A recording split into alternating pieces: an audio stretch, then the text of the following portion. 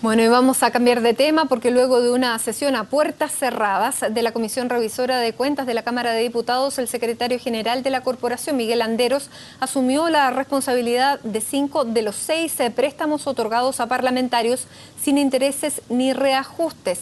Queremos analizar este tema con el director ejecutivo de Chile Transparente, Alberto Prest. Alberto, gracias por estar con nosotros. Buenas tardes. Hola, muy buenas tardes, Matilde. Muchas gracias por la invitación. Y que se vuelve cada vez más reiterada porque cada vez estamos viendo que parece que hay menos transparencia.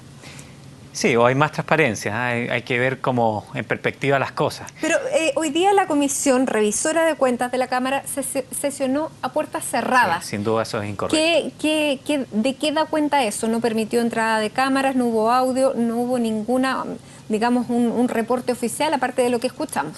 Bueno, tanto en la Cámara como en el Senado sigue a veces un anacronismo de determinar que ciertas sesiones deben ser secretas. Uno entendería, y así por lo menos siempre lo hemos hecho presente a las autoridades tanto de la Cámara de Diputados como del Senado, que la mayoría o el 99% de las sesiones de comisión y por supuesto las de sala deben ser abiertas. Hay una excepción en los temas de defensa cuando se rinden cuentas de cosas que son muy sensibles para la seguridad nacional, pero en este caso, y lo mismo pasa en el Senado, por ejemplo, con la Comisión de Derechos Humanos, que sesiona curiosamente a puertas cerradas muchas veces, incluso la de Probidad alguna vez ha sesionado y no ha permitido que el Congreso, que el Consejo para la Transparencia ingrese. Estamos hablando de un anacronismo que debe ser terminado. Y como ustedes, como Chile Transparente, ¿han hecho esa petición de que estas sesiones sean abiertas? ¿Han obtenido alguna respuesta? Sí, constantemente. Y de hecho en la Cámara de Diputados ya hace algunas legislaturas se venía avanzando. Y eran muy escasos los casos en que nos encontramos con una sesión a puertas cerradas. En el Senado, lamentablemente, esto sigue siendo atribución del presidente de la comisión y muchas veces esto se sigue manteniendo. ¿Y en la Cámara cuándo cambió? Esto creo que cambió hace 2 legislaturas que ya empezó a hacer la mayoría de las sesiones abiertas. Por eso esto hoy día sorprende, más cuando estamos hablando de un informe que ya es bastante público, en un tema que ha causado cierta conmoción social y que es importante explicarlo bien, porque yo creo que muchas veces estas cosas, como no se explican bien, terminan generando una crisis mayor de las que incluso podrían generar. Ahora, porque acá hay buenas noticias dentro de lo malo. Claro, pero esto sale a la luz porque no cuadraban las cuentas, no porque hubiera un interés específico en que esta práctica no se siguiera realizando. Es un tema específicamente de cuadre de caja. Sí, hay algo importante ahí, y que lo señalaba también el día de ayer. Es muy escaso, y de hecho esta es la segunda auditoría que se hace a las cuentas del Parlamento. Esto debiera ser una conducta mucho más paulatina. Por ejemplo, en las empresas o incluso en las organizaciones sin fines de lucro, nosotros tenemos auditorías anuales, incluso hay auditorías semestrales, porque efectivamente se producen muchas veces problemas de cuadre de caja. Y acá nos encontramos con un problema incluso mayor. Eso es bueno que se haya detectado, porque antes se veía como una práctica absolutamente normal, común. De hecho, quizás nadie se había preguntado si esto estaba bien o estaba mal, y para eso efectivamente sirven las auditorías y sirve la voz externa.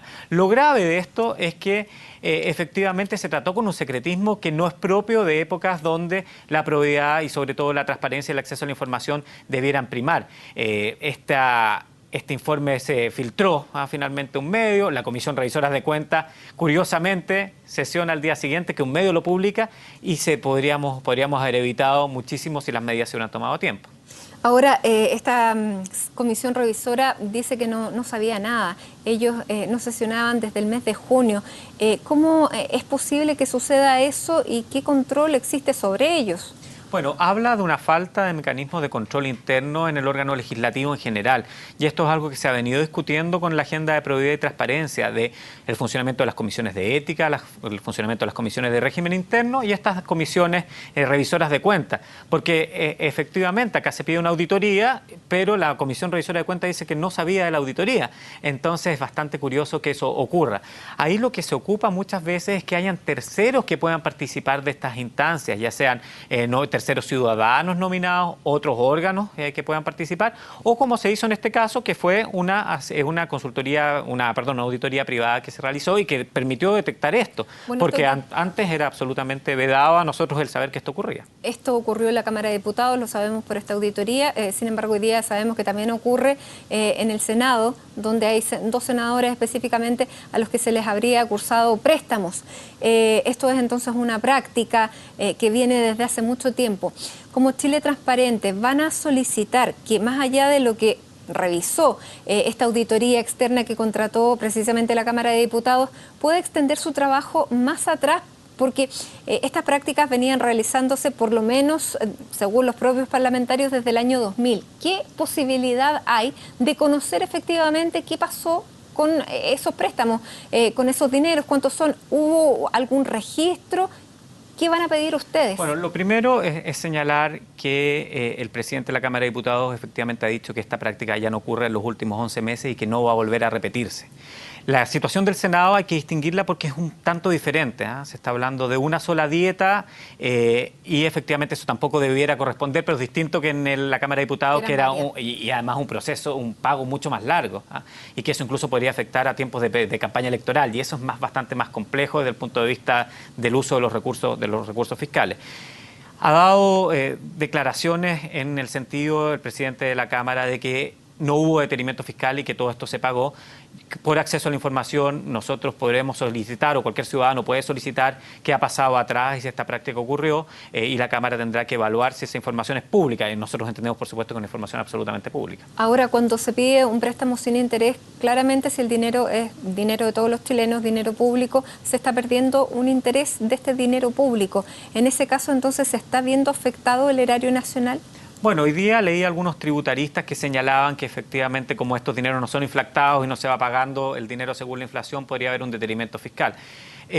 Claramente eso podría ocurrir y entiendo que se presentó por algunas organizaciones un recurso en la Fiscalía, en el Ministerio, en la Fiscalía en la Quinta Región, y eso tendrá que verse, pero también hay que ponerlo, insisto, hay que ponerlo en perspectiva, porque acá lo grave es que estas prácticas ocurrían. Lo positivo es que hoy día estas prácticas están dejando de ocurrir, y eso también es bueno porque muestra que hay un país que tiene capacidad de reacción a pesar de que nos vemos envueltos en noticias que no nos permiten tener perspectiva. O sea, claro, pero reaccionamos cuando finalmente por alguna casualidad conocemos del caso. Por ejemplo, en este caso no hay una casualidad. Y te lo pongo como ejemplo, en el caso de la colusión del papel lo supimos porque se estaban realizando investigaciones en Colombia. Ahora lo supimos porque se filtró el informe de Osandón y Osandón, que era la consultora que estaba realizando este trabajo. Por eso digo que hay que ponerlo en perspectiva, porque no podemos poner un mismo saco la colusión y de hecho el requerimiento de 45 páginas que acaba de presentar la Fiscalía Nacional Económica con esta situación puntual. Y creo que muchas veces como país no tenemos la capacidad de poder distinguir. Y para luchar contra la corrupción, que es lo de fondo, finalmente lo que queremos es luchar contra la corrupción, que los delitos de colusión no ocurran, que no ocurran delitos como los que se están investigando en los casos Penta, SQM, etcétera. Tenemos que ir poniendo en perspectiva. Acá efectivamente hay una falta administrativa importante, grave, reconocida, que se devela gracias a una auditoría que se filtra, y ahí efectivamente es donde a nuestros parlamentarios nosotros les pediríamos más transparencia, porque esto debería ser público desde el día que la auditoría se entrega, pero hay que ponerlo en perspectiva, como te digo, con los otros casos. Creo que estamos saliendo bien de que demuestra una buena reacción de la presidencia de la Cámara de Diputados, y eso es bueno decirlo también, porque estamos también en un momento que es muy fácil decir, mira, acá está todo malo, cuando efectivamente también hay que reconocer cuando las instituciones tienen capacidad de reacción.